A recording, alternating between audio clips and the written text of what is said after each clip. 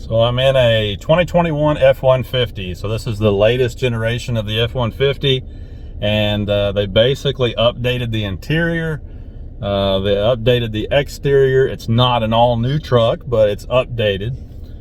So it's kind of interesting to drive this truck.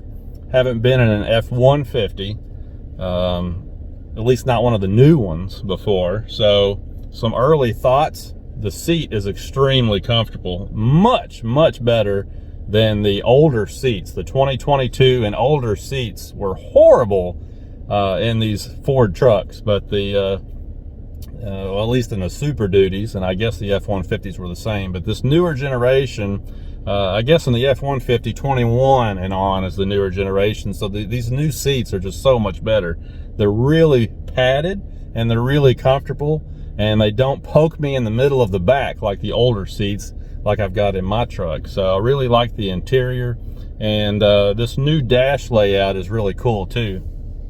So this one is an XLT, but it does have the 302 high package, as they call it. So you've got things like adaptive cruise control, for example, and a really fancy display. You've got the big screen over here with all kinds of features, heated seats, I mean, automatic climate control, all the stuff that you could, possibly want in a mid-level truck. I mean, in my opinion, this is the best bargain because this has the stuff you need. It doesn't have like the leather seats and all that, but these seats are really comfortable and I like them. This one also has like the trailer brake controller and trailer steering assist and that kind of thing. It's got a few options on it, like the locking differential, for example. But for the most part, this is your standard 302A high package XLT. But I gotta tell you, man, this thing is really nice. I love the look. I love the interior. It's so much more comfortable. It's got the stuff you need. Some of the things I really missed from my Ram Laramie truck that I had are in this package, so I really like it. The interior is awesome. Now, here's something that I want to show you though. This truck has 22,852 miles on it, right? So it's practically a new truck, right? Well, not necessarily. Let's get out. I want to show you something. So apparently whoever had this truck never did wash it, because if you look in here, you can see some surface rust on the frame and chassis already. And I'll show you where I noticed it the worst. If we come around to the passenger side and look up in here, check that out. The spring hangers are already rusted. There's a cross member back there. You can see some surface rust on some of the welds on the frame and chassis. I mean, whoever had this thing just never washed it. It's ridiculous. If you look at like the step rail brackets, even the bracketry for the step rail is starting to rust already. So it's a shame, because obviously these trucks have the aluminum bodies, so the bodies don't rust out on them, but you still have a steel frame and chassis. Look at the receiver hitch. Look up underneath it here.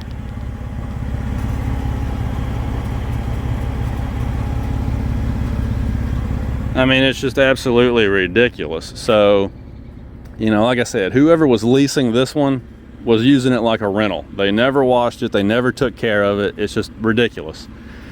And it's really sad, because the rest of this truck is sweet.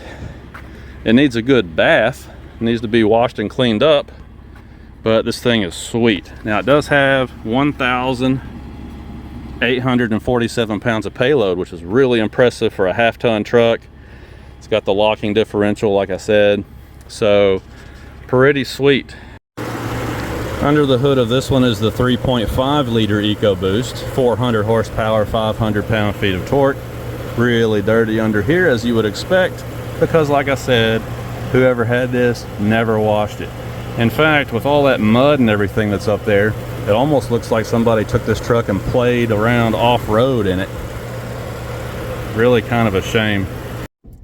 So aside from the fact that this truck was not taken care of by its first and only owner, or lessee, I guess, they probably leased it and turned it in at the end of the lease. But anyway, aside from that, it's a super nice truck. I mean, super nice.